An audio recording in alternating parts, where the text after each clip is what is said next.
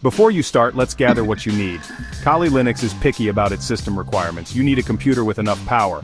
First, check your computer's processor. It needs to be at least a 2 GHz dual-core processor, or better. This helps Kali run smoothly. Next, look at your RAM. You need at least 2 GB of RAM, but 4 GB is better. RAM is like your computer's short-term memory. Lastly, you need space on your hard drive. Kali Linux needs at least 20 GB of free space. This is where Kali will live on your computer.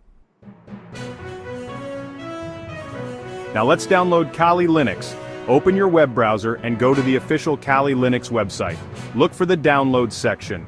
You will see different versions of Kali Linux. Choose the right one for your computer. If you have a newer computer, pick the 64-bit version.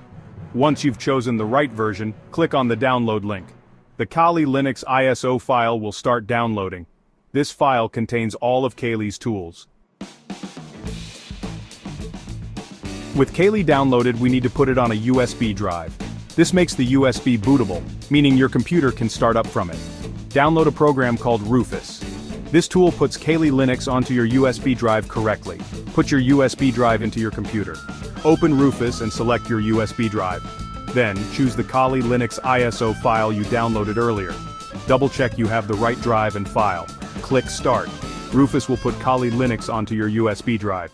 This might take a few minutes.